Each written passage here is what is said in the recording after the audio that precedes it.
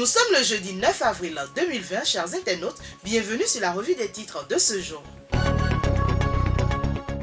On démarre avec la nation. Le Bénin acquiert d'importants produits de traitement dans le cadre de la lutte contre le coronavirus. Le calendrier scolaire réaménagé, c'est en conseil des ministres du mercredi 8 avril 2020.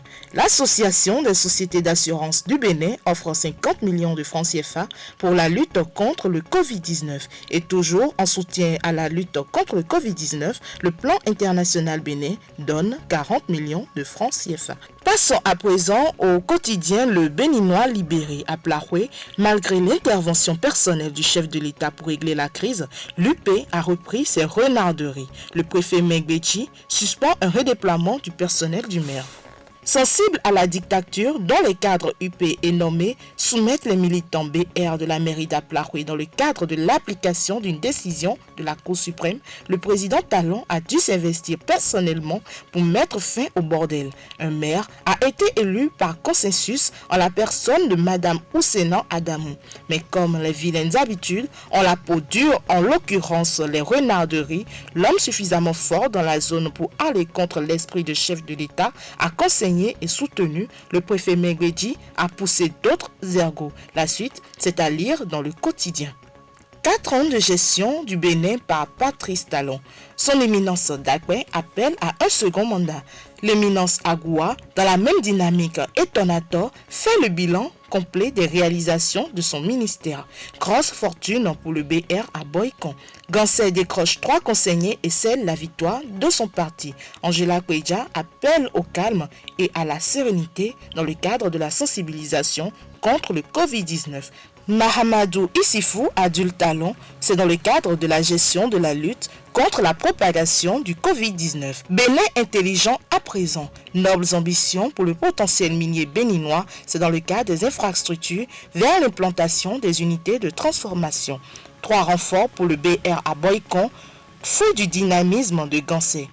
Aéroport international de Cotonou, réflexion des pistes d'atterrissage pour plus de performances. À Magbion le slammer, dont l'orientation Vaudou dérange. Nombreux sont ceux qui ont essayé de me bloquer, affirme l'artiste slammer. Juillet pour les examens nationaux, réaménagement du calendrier scolaire. En cadre de la rupture, un retard de plusieurs décennies comblé selon Atropo. On passe à présent au site du magazine international First Contact Afrique. Coronavirus au Bénin, accès interdit à la ville capitale à plusieurs usagers. En provenance de Cotonou pour Porto Novo, nombreux sont ceux qui se sont vus interdits la traversée du pont. Ce mercredi 8 avril 2020, des policiers étaient présents pour un contrôle rigoureux du port du masque. La traversée du pont a été interdite à tous ceux qui n'étaient pas en règle vis-à-vis de cette mesure gouvernementale. Conseil des ministres toujours au Bénin, les congés de Pâques prorogés au 10 mai 2020. La rencontre hebdomadaire des ministres s'est tenue par visioconférence ce mercredi 8 avril 2020 sous la présidence du chef de l'État Patrice Talon. Plusieurs décisions ont été prises à l'issue du conseil, dont le réaménagement du calendrier scolaire. Énergie, Elisabeth Rogour, dans le cadre de l'énergie, prend désormais les rênes de la Chambre africaine de l'énergie de la zone Est. Fondatrice et directrice générale de Savoie Oil Service, Madame Elisabeth Rogour aura en charge la présidence de la Chambre de l'énergie dans la région regroupant le Kenya, le Soudan du Sud, l'Éthiopie, l'Ouganda, la Tanzanie, le Rwanda et le Burundi. Elle est investie d'une mission très difficile car l'Afrique connaît actuellement une chute de ses activités industrielles. Coronavirus, Sao Tomé et Principe rejoint la liste des pays infectés. L'archipel lusophone a enregistré ses premiers cas de contamination au Covid-19 selon le Premier ministre Georges Boum-Jésus. Des échantillons transmis au Gabon avec le soutien de l'OMS, révèle que 4 personnes sont infectées. Au Mali, vers une libération de Soumaïla Cissé, l'Organisation des Nations Unies s'inquiète de la situation du chef de file de l'opposition malienne, Soumaïla Cissé.